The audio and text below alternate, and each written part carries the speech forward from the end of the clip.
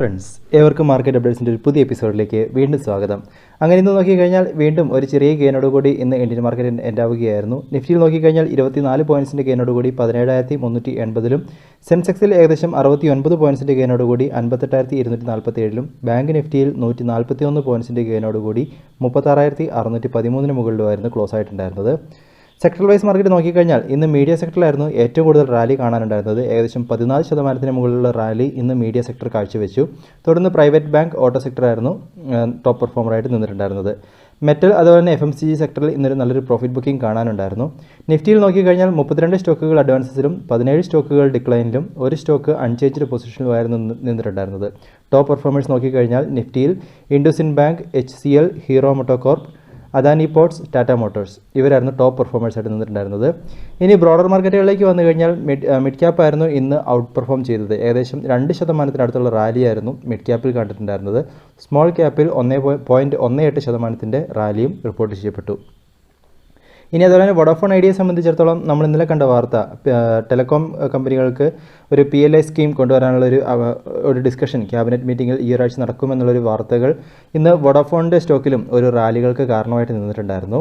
ഇനി നിഫ്റ്റിയുടെ ഒരു ഡെയിലി ചാർട്ടിലേക്ക് വന്നു കഴിഞ്ഞാൽ വീണ്ടും നമ്മൾ ഇന്നലെ പറഞ്ഞ ഒരു കൺസോളിഡേഷൻ റേഞ്ചിൻ്റെ ഉള്ളിൽ തന്നെയാണ് ഇന്ന് മാർക്കറ്റ് വീണ്ടും എൻഡായിരിക്കുന്നത്. ഇന്ന് രാവിലെ SGX നിഫ്റ്റിക്ക് ഒരു പോസിറ്റീവ് ഓപ്പണിംഗ് ആയിരുന്നു മാർക്കറ്റിനെ സൂചിപ്പിച്ചത്. തുടർന്ന് ഒരു ഗ്യാപ് ഡൗൺ സ്റ്റാർട്ട് ആയിരുന്നുവെങ്കിലും പിന്നീട് ഒരു റേഞ്ച് ബൗണ്ടറായിട്ടാണ് ഇന്ത്യൻ മാർക്കറ്റ് ഇന്ന് മുഴുവനും നിന്നിട്ടുണ്ടായിരുന്നത്. ഒരു മാർജിനൽ ഗെയിൻ കൊടുത്തുകൊണ്ട് ഇന്ന് നിഫ്റ്റി എൻഡായി. വീണ്ടും ആ ഒരു കൺസോളിഡേഷൻ റേഞ്ചിൻ്റെ ഉള്ളിൽ തന്നെ നിഫ്റ്റി വീണ്ടും എൻഡായിരിക്കുന്നു. എന്നിരുന്നാലും ചെറിയൊരു ഗെയിനോടുകൂടി വീണ്ടും മുകളിലേക്ക് ചെറിയൊരു ബുള്ളിഷ് സൈനോടുകൂടിയാണ് എൻഡായത് എന്നുള്ളത് നല്ലൊരു ശുഭലക്ഷണമാണ് നിഫ്റ്റിയെ സംബന്ധിച്ചിടത്തോളം.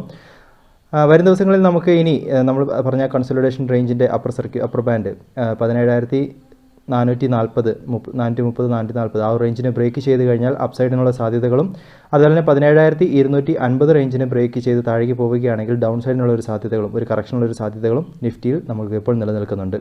തീർച്ചയായിട്ടും വരും ദിവസങ്ങളിൽ ഈ ഒരു റേഞ്ചുകൾ തന്നെ നിങ്ങൾ വാച്ച് ചെയ്യുക. ഇനി ബാങ്ക് നിഫ്റ്റിയിലേക്ക് വന്നു കഴിഞ്ഞാൽ ഇന്നൊരു ഇൻഡിസിസീവ് ആയിട്ടുള്ളൊരു പാറ്റേൺ ഫോർമേഷനാണ് കാണാനുള്ളത്. ഒരു ചെറിയൊരു ബീറിഷ് ക്യാൻഡിൽ ഡോജിക്ക് സിമിലർ ആയിട്ടുള്ള ഒരു ഇൻഡിസിസീവ് പാറ്റേൺ ഫോർമേഷനായിട്ടാണ് നിലനിൽക്കുന്നത്.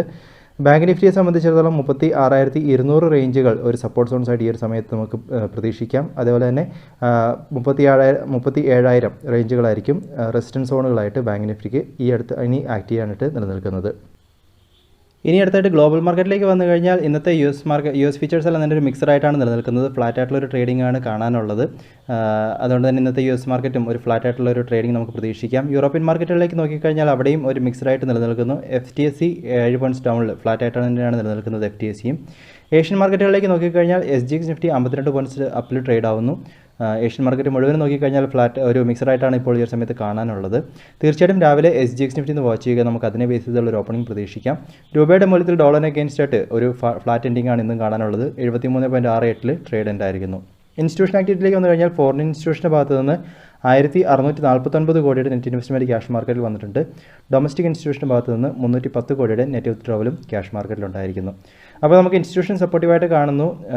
രൂപ ഫ്ലാറ്റ് ആയിട്ടാണ്, അതുപോലെ ഗ്ലോബൽ മാർക്കറ്റുകളും മിക്സഡ് ആയിട്ടാണ് നിലനിൽക്കുന്നത്. തീർച്ചയായിട്ടും രാവിലെ SGX നിഫ്റ്റി ഒന്ന് വാച്ച് ചെയ്യുക.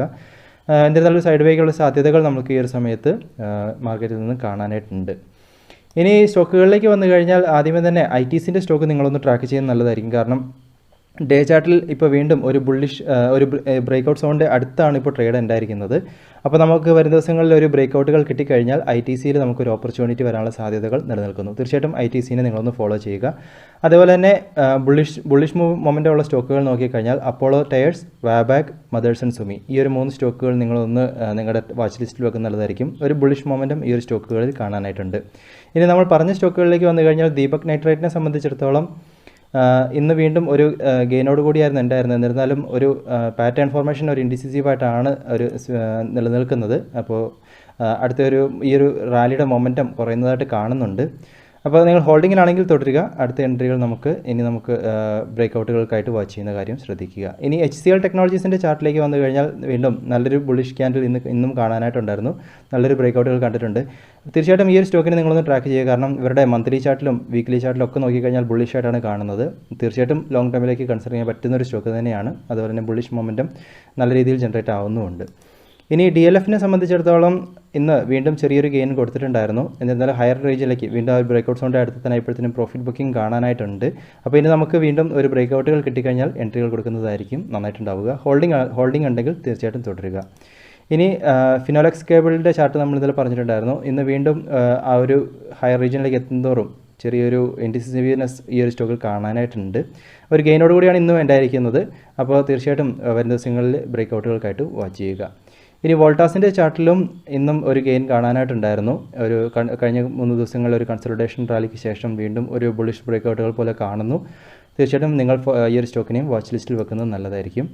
അമരരാജ ബാറ്ററീസ് കുറച്ച് നാളുകൾക്ക് ശേഷം വീണ്ടും ഒരു കൺസോളിഡേഷൻ ബ്രേക്കൗട്ടുകൾ കൊടുത്തിട്ടുണ്ട്. തീർച്ചയായിട്ടും അമരരാജ ബാറ്ററീസിനെയും വരും ദിവസങ്ങളിലൊന്ന് ട്രാക്ക് ചെയ്യുക. ഇനി നമുക്ക് 741 ബ്രേക്ക് ചെയ്ത് മുകളിലേക്ക് വന്നു കഴിഞ്ഞാൽ ഒരു പോസിബിലിറ്റി അമരരാജ ബാറ്ററീസിലും നമ്മൾക്ക് നിലനിൽക്കുന്നുണ്ട്. ഹിന്ദുസ്ഥാൻ സിങ്കിൽ ഇന്ന് വലിയൊരു മൂവുകൾ കാണാനായിട്ടുണ്ടായിരുന്നില്ല. നമ്മൾ ഇന്നലെ പറഞ്ഞിട്ടുണ്ടായിരുന്നുവെങ്കിലും ഒരു കറക്ഷൻ കൊടുത്താണ് ഇന്ന് ഈ ഒരു സ്റ്റോക്ക് എൻഡായിട്ടുള്ളത്. ഇനി അടുത്തായിട്ട് പ്രധാനപ്പെട്ട അപ്ഡേറ്റുകളിലേക്ക് വന്നു കഴിഞ്ഞാൽ ആദ്യമേ തന്നെ ഹിന്ദുസ്ഥാൻ എയറോനോട്ടിക്സിനെ സംബന്ധിച്ചിടത്തോളം അവർ റോൾസ് റോയ്സുമായിട്ട് ഒരു പാക്റ്റ് സൈൻ ചെയ്തിട്ടുണ്ട്. അതായത് ഇൻ്റർനാഷണൽ കസ്റ്റമേഴ്സിന്, ഇൻ്റർനാഷണൽ മിലിറ്ററി കസ്റ്റമേഴ്സിന് ഒരു എൻജിൻ പാർട്സൊക്കെ സപ്ലൈ ചെയ്യാനായിട്ട് മേക്ക് ഇൻ ഇന്ത്യ എന്നുള്ളൊരു ഇനിഷ്യേറ്റീവിൻ്റെ ഭാഗമായിട്ട് എൻജിൻ പാർട്സ് സപ്ലൈ ചെയ്യാനുള്ളൊരു പാക്റ്റാണ് എന്നാണ് അപ്ഡേറ്റുകളിൽ കാണിച്ചിരിക്കുന്നത്. ഇന്ന് നോക്കിക്കഴിഞ്ഞാൽ സ്റ്റോക്കിൽ 0.33% ഗെയിനും ഈ ഒരു മാസം മുഴുവൻ നോക്കിക്കഴിഞ്ഞാൽ 2.48% ഗെയിനും ഹിന്ദുസ്ഥാൻ എയറോനോട്ടിക്സിൽ കാണാനായിട്ടുണ്ടായിരുന്നു. അതുപോലെ തന്നെ ഇവരെ സംബന്ധിച്ചിടത്തോളം ഇന്ന് വന്ന വേറൊരു പ്രധാനപ്പെട്ട അപ്ഡേറ്റ് നോക്കിക്കഴിഞ്ഞാൽ ഇന്ത്യൻ ഗവൺമെൻറ് ഇവരിലുള്ള ഈ ഒരു മാസം ഹിന്ദുസ്ഥാൻ എയറോനോട്ടിക്സിലെ ഏകദേശം 0.15% സ്റ്റേക്ക്, അതായത് ഏകദേശം 5 ലക്ഷം ഷെയർസിൻ്റെ ഒരു ഓഫർ ഫോർ സെയിൽ വെക്കാൻ സാധ്യതയുണ്ട് എന്നൊരു അപ്ഡേറ്റുകൾ ഇന്ന് കണ്ടിട്ടുണ്ടായിരുന്നു.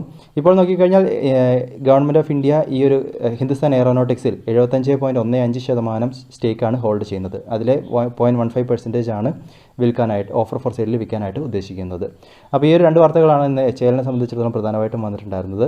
ഇനി വിപ്രോയെ സംബന്ധിച്ചിടത്തോളം അവർ ടെന്നസി ബേസ്ഡ് ആയിട്ടുള്ള ഫസ്റ്റ് ഹൊറൈസൺ ബാങ്കുമായിട്ട് ഒരു പാർട്ട്ണർഷിപ്പ് സൈൻ ചെയ്തിട്ടുണ്ട്. അവരുടെ ഡിജിറ്റൽ ട്രാൻസ്ഫോർമേഷൻ, ഈ ഒരു ബാങ്കിൻ്റെ ഡിജിറ്റൽ ട്രാൻസ്ഫോർമേഷനുമായിട്ട് ബന്ധപ്പെട്ടുള്ള ഒരു പാർട്ട്ണർഷിപ്പിലേക്കാണ് വന്നിരിക്കുന്നത്. വിപ്രോയിൽ നോക്കിക്കഴിഞ്ഞാൽ ഇന്ന് 0.4% ഗെയിനും ഈ ഒരു മാസം മുഴുവൻ നോക്കിക്കഴിഞ്ഞാൽ 5% ഗെയിനും കാണാനായിട്ടുണ്ട്. വിപ്രോയിൻ്റെ ചാർട്ടും തീർച്ചയായിട്ടും നിങ്ങളൊന്ന് ട്രാക്ക് ചെയ്യുക. കാരണം മന്ത്ലിയിലൊക്കെ നല്ലൊരു ബുള്ളിഷായിട്ടാണ് ഈ ഒരു സ്റ്റോക്കും കണ്ടുവരുന്നത്. തീർച്ചയായിട്ടും ലോങ് ടൈമിലേക്ക് ഈ ഒരു സ്റ്റോക്കിനെ നിങ്ങളൊന്ന് കൺസിഡർ ചെയ്യുക. ഇനി ലോറസ് ലാബിനെ സംബന്ധിച്ചിടത്തോളം അവർ യൂണിറ്റൈഡ് അതേപോലെ തന്നെ CHAI അവരുമായിട്ട് ഒരു എഗ്രിമെൻറ്റ് സൈൻ ചെയ്തിരിക്കുന്നു. കുട്ടികൾക്കുള്ള HIV ഡ്രഗ് അതിൻ്റെ ഡെവലപ്മെൻറ്റുമായിട്ട് ബന്ധപ്പെട്ടാണ് ഈ ഒരു എഗ്രിമെൻറ്റ് സൈൻ ചെയ്തിരിക്കുന്നതെന്നാണ് അപ്ഡേറ്റുകളിൽ കാണിച്ചിരിക്കുന്നത്. ഇന്ന് നോക്കിക്കഴിഞ്ഞാൽ സ്റ്റോക്കിൽ 0.84% ഗെയിനും ഈ ഒരു മാസം മുഴുവൻ നോക്കിക്കഴിഞ്ഞാൽ 2.32% ലോസും ലോറസ് ലാബിൽ കാണാനായിട്ടുണ്ടായിരുന്നു. ഇനി ടാറ്റ മോട്ടോഴ്സിനെ സംബന്ധിച്ചിടത്തോളം അവർ ടാറ്റ പവറുമായിട്ട് ഒരു പാക്റ്റ് സൈൻ ചെയ്തിരിക്കുന്നു. ടാറ്റ മോട്ടോഴ്സിൻ്റെ പൂനെയിലുള്ള പാസഞ്ചർ വെഹിക്കിൾ പ്ലാന്റിൽ ഏകദേശം 3 മെഗാവാട്ടിൻ്റെ ഒരു സോളാർ പവർ പ്ലാന്റ് സ്ഥാപിക്കുന്നതുമായിട്ട് ബന്ധപ്പെട്ടാണ് ഈ ഒരു പാക്റ്റ് സൈനിങ് എന്നാണ് അപ്ഡേറ്റുകളിൽ കാണാനുള്ളത്. ടാറ്റ മോട്ടോഴ്സിൽ നോക്കിക്കഴിഞ്ഞാൽ ഇന്ന് 1.6% ഗെയിനും ഈ ഒരു മാസം മുഴുവൻ നോക്കിക്കഴിഞ്ഞാൽ 6.54% ഗെയിനും റിപ്പോർട്ട് ചെയ്യപ്പെട്ടു. ടാറ്റ പവറിൽ നോക്കിക്കഴിഞ്ഞാൽ 1.49% ഗെയിനും ഈ ഒരു മാസം മുഴുവൻ നോക്കിക്കഴിഞ്ഞാൽ 3% ഗെയിനും റിപ്പോർട്ട് ചെയ്യപ്പെട്ടിരിക്കുന്നു. ഇനി അടുത്തായിട്ട് സൊമാറ്റോയെ സംബന്ധിച്ചിടത്തോളം വന്ന ഒരു പ്രധാനപ്പെട്ട അപ്ഡേറ്റ് നോക്കിക്കഴിഞ്ഞാൽ സൊമാറ്റോയുടെ ഫൗണ്ടർ ഈ സൊമാറ്റോ വിടാൻ പോകുന്നു എന്ന കമ്പനിക്ക് ക്വിറ്റ് ചെയ്യുന്നു എന്നൊരു അപ്ഡേറ്റുകൾ വന്നിട്ടുണ്ടായിരുന്നു. അപ്പോൾ ഈ ഒരു വാർത്ത വന്നതിനെ തുടർന്നായിരുന്നു ഇന്ന് ഈ ഒരു സ്റ്റോക്ക് നോക്കിക്കഴിഞ്ഞാൽ ഒരു ഓൾ ടൈം ഹൈ ക്രിയേറ്റ് ചെയ്തിരുന്നുവെങ്കിലും വീണ്ടും ഒരു കറക്ഷനിലാണ് ഇന്ന് ഉണ്ടായിരിക്കുന്നത്. ഇന്ന് മുഴുവൻ നോക്കിക്കഴിഞ്ഞാൽ 0.6% ഗെയിനും ഈ ഒരു മാസം മുഴുവൻ നോക്കിക്കഴിഞ്ഞാൽ 7.1% ഗെയിനും സൊമാറ്റോയിൽ കാണാനായിട്ടുണ്ടായിരുന്നു. ഇനി എസ്കോർട്സിനെ സംബന്ധിച്ചിടത്തോളം അവർ ഇൻഡൂസിൻ ബാങ്കുമായിട്ട് ഒരു ധാരണാപത്രം ഒപ്പിട്ടിട്ടുണ്ട്.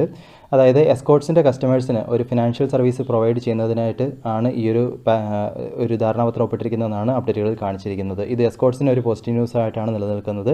അതുപോലെ തന്നെ ഇൻഡൂസിൻ ബാങ്കിനും ഇതൊരു നല്ലൊരു ബിസിനസ് ഓപ്പർച്യൂണിറ്റി ആയിട്ടും നിലനിൽക്കുന്നു. എസ്കോർട്സിൽ നോക്കിക്കഴിഞ്ഞാൽ ഇന്ന് 6.3% ഗെയിനും ഈ ഒരു മാസം മുഴുവൻ നോക്കിക്കഴിഞ്ഞാൽ 8.89% ഗെയിനും കാണാനായിട്ടുണ്ടായിരുന്നു.